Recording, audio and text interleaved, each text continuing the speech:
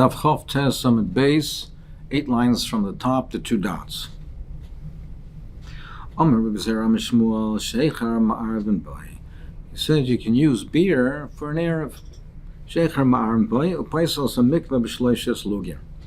And if 3 lugim of it fall into a mikveh, it will passel it. So the din is that Maim Shuvim is passel for a mikveh, drawn water. It has to be natural water. If 3 lugin of it fell into the mikveh before it reached the shear of Arboim So, prior to having Arboim So in the mikveh, then it passels all the water. So he said that beer has a din of Maim Shuvim, and therefore it will passel the mikveh with Shleish lugim. Maskav l'Rav Kahana Pshita. Well, what do you tell me? There's a double pashat. What is this any different than colored water? He says clearly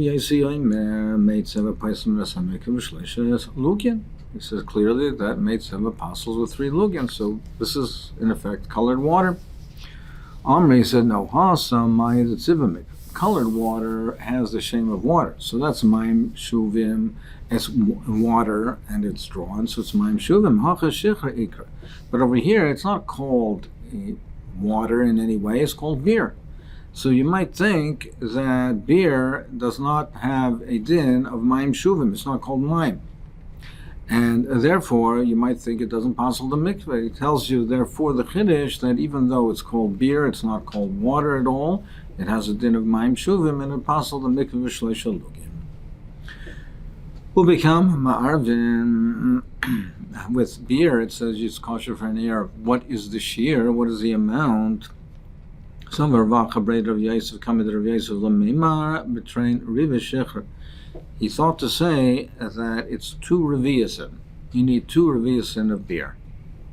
Kiddusnan, because we see from the following that there's this ratio.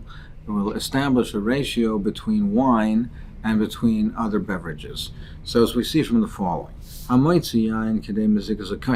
the shear for Eitzah? When a person carries something on Shabbos, he's chayiv achatas. If he's moitzi mershus l'rshus, but for a malach to be chayiv achatas, it has to be something of a chashivas. It has to be a shear. What is the shear for carrying for moitzi for yayin, for wine? So we're talking about wine that's not been diluted. It's an amount that is enough to mix with a cup. They had standard ratios, which we'll see, of how much water gets mixed with pure wine. The amount of pure wine is the amount that would normally be diluted to make a kais, to make a cupful.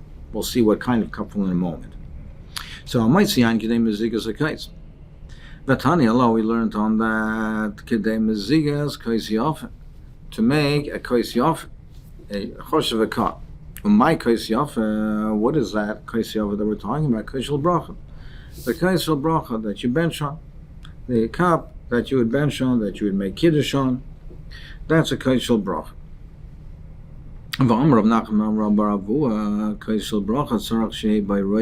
So what is that shear? A kais shel bracha has to have a quarter of a revius. So when you dilute it, then it has the total amount now is a revius. It has a quarter of a revius of pure wine. Then you add 3 parts of water. You have a revius of wine, of yain mazav. And like Rava said, that's a ratio. Pure wine that does not have 3 parts water. Lav chamra, it's not considered wine. So this is considered wine, and the ratio is therefore 3 parts water to 1 part pure wine, and the shear is therefore it's a quarter of a revius of pure wine, which in the sum total will be used to have a revius of the kais shel bracha. So that's the shear of Haitzah, what's considered chashuv. If a person carries a quarter of a revius of pure wine, then he's chayiv for Shabbos. Uktana Seif in the Seif says a shar kol mashkin b'revius, all shayfim b'revius. What is the shear of other liquids, other beverages, and wastewater? It is a revius. So pure wine is a quarter of a revius. Other liquids, beverages, are revius, so it's a 4-to-1 ratio. And since the ratio over there is that pure wine is a quarter of the liquids, of the other liquids, Achaname al Chararba. Here also, when we calculate for the Erev, it's 1 to 4. Now, Rav said before that you need, for an Erev, you need 2 Revi'as, 2 Revi'as. So if you say, therefore, then the shear is 4 to 1. If the shear of wine is 2 Revi'as, then the shear of beer would be 2 Lugin. Would be 2 Lugin. If there it's 2 Revi'as and 2 quarters of Revi'as, so therefore he said the shear by beer is train Rivishich, 2 Revi'as. It's a 4 to 1 ratio. Morris says, however, loihi, it's not correct. No, you can't bring a comparison to it. It's not correct. Hasam who would have bought some chosh. Over there, less than that is not chosh. So the shear for Haitzo, you need something which has chashivas to be high for the malacha. Aval hacha loy.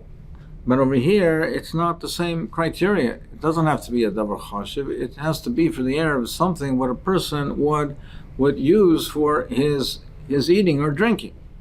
Whether it's chashiv or not, but it would have something that a person, that's what he would make a meal with, or that's what he would drink with him. But over here,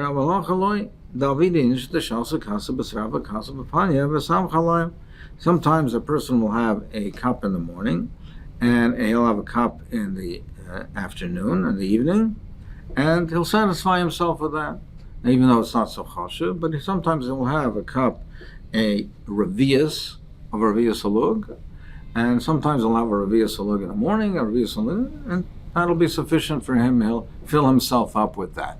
So therefore, you can't bring a comparison and say that it's two lugyan. Perhaps it's 2 revi'as.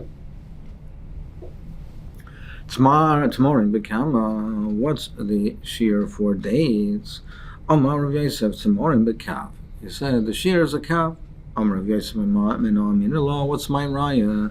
The sanya, because we learn in the brisa achal gegairis v'shilam tomorrow. If a person he ate somebody else's figs, and he ate the truma, and he was a non-kohen, and he was a zar, and he ate the groigeris, and he ate the figs of truma, vishilim tmorim, and he repaid the kohen by paying him back with dates. So if he ate the figs and he paid the dates, tavallah bracha. It should be a bracha for him. He did more than he, strictly speaking, had to do. So heichidom, if you say, well, he ate the value of figs that was worth a certain amount, call it $50, and he paid $50 worth of dates.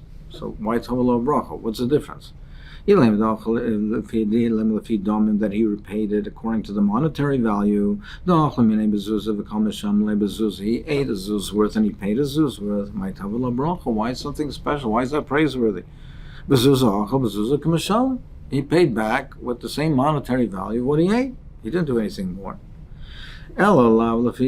Must be that he paid back a measurement, according to the measurement. He ate a measure of the figs that were with the zuz, and he paid the same measure, a griva, and he paid the tomorrow he paid a measure, a griva of dates, the shavarba, which is worth 4 times more. So he paid something which has a greater monetary value. Alma Tmorim Adifi. Therefore, you see that Tmorim is worth more. So therefore, you see that if a kav, we learned that a kav of figs can be used for an Erev, so certainly a kav for dates can be used for an Erev, because you see that dates are worth more than figs. Now, what we see over here is that you don't need more than a kav. But you don't see conclusively that you don't need less than a kav. So Staisis points out over here that this would only teach you that you don't need more than that. Possibly that you could use less, but that we can't learn out. You can't learn out that, you have daya from a kal v'chomer, you can't learn out that less than a kav would be acceptable. But what you do learn out is that l'chayra, that you don't need more than a cow. But Amr Le Abaya says, no, it's not even a riot. Really, I'll tell you that there's no riot from here whatsoever that tamarim are worth more than the figs. Because really, maybe I'll tell you the case is he ate a zuz worth of the figs and he paid a zuz worth of tamarim. So, Omai, Tavelo Bracha, what is praiseworthy? He didn't do more than it was required from him. No, he did in a certain way. Because he ate something where there is not such a strong market. People don't buy it as readily. And and he paid something which there are more purchasers. Meaning, even though you might say that it's not talking about a measure, and maybe the measures are different, and what he paid back is a zuz worth. So you don't see any raya conclusively that a certain measure, a griva of dates, is worth more than a griva of figs. Perhaps what he paid was a zuz of this, but he paid back something where you can more readily find buyers, because there's a greater demand or broader demand for it, for the dates than the figs. But you don't see conclusively in terms of the value that one is worth, the dates are worth more than the figs. Shasisa, what about using shasisa for an erev? So that's made out of toasted wheat with honey and it's cooked. So Amar Papa Bar Pinchas Trei Shargushi, you can use it for an erev, and the shear is 2 spoonfuls. Kisani, roasted grains. Amar Abaye Trei Buni de Pumbedisa. The shear is, you can use it for an erev, and the shear is 2 buni, that measure, it's a certain measure that used in Bavel, 2 pumba de pumbedisa. Amar Abaya, Amar Li'aim, he said that the one who raised him, he called her Aim, said to me, he said, Hani Kisune, we're talking about the Kisani, the roasted grains, he said, Malo Liba, they're very good for the heart, and they soothe the person, they calm him, and they dispel bad thoughts. He said another thing from his aim. He has a weak heart. He should bring meat from the right thigh of a ram,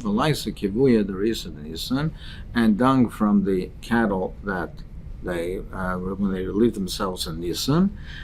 And he like a kaboya daria lysis gaina deravasa, and if he doesn't have that, he should bring the twigs from the willow tree, and he should roast it and burn them, and until he made coals out of that, and roast the meat on the coals, and eat it, and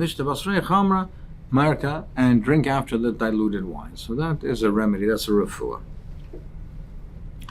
So we learned that lifton, the amount of things that are eaten together with bread, it's the amount for the air of the shear is the amount that is normally eaten together with 2 meals where bread are eaten.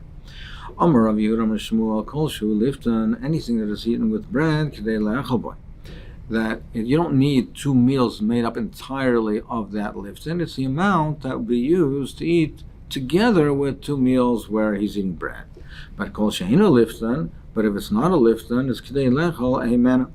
If it's not a lifton, it's not eaten with bread, so it's enough that you would have 2 meals comprised completely, entirely of the lifton.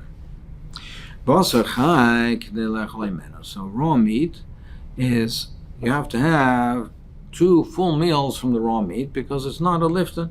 You don't eat it together with the bread. So the Rishonim are bothered with this, that why don't we say raw meat? People don't eat raw meat. How can you use that for an erev? Why don't you say batel daita? Some Rishonim say that in certain regions, people in those days did eat raw meat. The Rashba says that we're not talking about mamish raw. We're not talking about completely raw. It's salted. So it is eaten, but it is eaten on its own. It's not eaten as a lifta. So basar tzli, we say lechal amen. Basar soli. So basar chai is lechal amen. Basar tzli, if it's roasted meat, Rav Amar kedei lechal boy. Rav says roasted meat says that it's considered a lifton. It's a lechal boy. With the bread, you don't need 2 meals comprised entirely of this basar. It would be the roasted meat, enough of roasted meat that you would eat with bread in 2 meals. So Rav says, but Rav says no, it has to be 2 meals comprised of entirely of the roasted meat. How do I know this? He said, because the Persians eat the roasted meat and without bread. So you see that therefore it's eaten without bread. It's parsoi, roiv of the world. In Persia, it's okay. Over there, in the Hanami, over there, the Eruv, over there they eat it without bread, so you need 2 meals comprised entirely of the roasted meat. But in other places, it should be dependent on the way they eat it in other places. The places is masber. Then we say over here, the kasha is that as parsoi haveruba da alma. It's not in the same context as we said earlier by chaziz, by the green grains. Then we said over there, if they consider ruba da alma, we said, and therefore it's abnormal and it should not be able to be used for an Erev at all, because bottled daita. So over there, when we say that in Boval is Ruba Alma, over there we mean it in a different context. We mean to say is that other people would not eat it at all. When they did it over there, that's considered something unusual, abnormal, and it's bottled daita, it should not be used anywhere. Over here, we're not saying that. Over here, it's not something that's abnormal, unusual. It's just different minhagim. So what he says is, the way he's learning it is that are saying parsoi aruba alma, just because in parsoi do it ain't a chanami, that's the way in parsoi, so that's the way the shear should be fair for them. But in other places, it should be dependent on the minig amokim. So he says, I'll show you that we don't depend one place on the customs of another place, because of Atanan, we learned in the Mishnah, big day on niyam la niyam. So the minimum, you need a minimum shiur for a clothing or a cloth to be mekabel tuma. If you have clothing that, if you have a torn piece of clothing, it still can be mekabel tuma. A beged can only be mekabel tuma, raw material, not mekabel tuma. If it's a beged, it's mekabel tuma, but it has to have a certain function. If it's a very small piece of cloth that's torn from the beged, it has no more utility anymore. It's not mekabel tuma. If there's a torn piece of the beged, it can still be used for a patch. Now, aniyim, they throw away things much less frequently and more reluctantly than a shear. They're poor, it has value to them. So we say, big day aniyim la aniyim. The beged, the cloth for an ani that's considered chashuv, for an ani is 3 atzboyes by 3 atzboyes. For that, it's still considered chashuv. Less than that is not chashuv, you would discard it. It's not mekabel to. Big day ashirim la ashirim. But by ashirim, 3 tvachim by 3 tvachim is not chashuv, they would throw it away. 3 atzboyes rather, for ashirim, 3 atzboyes by 3 atzboyes is not chashuv, they would throw it away. It has no chashiv for them. Something has to have more value for chashiv. This is 3 tvachim by 3 tvachim. Aval big day ashirim la aniyim loy. But big day ashirim for aniyim, no. We don't say it has to have a 3 tvachim by 3 tvachim. The begonim for ashirim, for aniyim, we say for an ani it has even by 3 atzboyes by 3 atzboyes is chashiv. So we see that just because something has to have chashivas for a certain group, another group has their own criteria. And for aniyim, the criteria is its boys, and ashirim, it's tvachim. But for aniyim, they're not governed by the criteria of ashirim, and ashirim are not governed by the criteria of aniyim. So therefore, here also we should say, just because in Persia they eat the meat in that way, it should not govern what we do in another way. Mora says no. Mora says no, but perhaps that's not the pshat. Perhaps is that we don't definitively look at each group separately. Perhaps we're machmir. So we say by Erev, we're machmir, and we say since in Persia they eat the roasted meat without bread, the shear that you need for the Erev is 2 meals comprised of what would be needed to have roasted meat if the whole meal is only roasted meat, because we're machmir. And here also we're machmir, and we say by big day ashirim la'aniyim aloy, that we say for an ani that we say, even if it's a small shiur of 3 boys by 3 boys, even though that for the Osher this would not have value and we discard it, but by an Ani, it does have value and it's Tomei. But perhaps in both cases, it's only that we're machmir. We don't say that each place is governed by their own minhagim. The Gemara says no. B'atanya Rav Shimon ben Elazar Omer ma'arvin l'chil zaken kedei mezayna. When we say the shear for an eruv for someone who is old or someone who is sick, we say it's what he normally would eat. So you're telling me perhaps that we're machmer. The point is that we're machmer by. No, we see are not machmer by eruv. We say that a person who's sick or is old, he eats less. So what he needs for an eruv is less than an average person. Ularasan basuda beina shel kolanim. And a person who eats excessively, we say it's a normal meal. It doesn't have to be an excessive, it's a normal meal. So what do we see over here? We see that we're not machmir by eruv.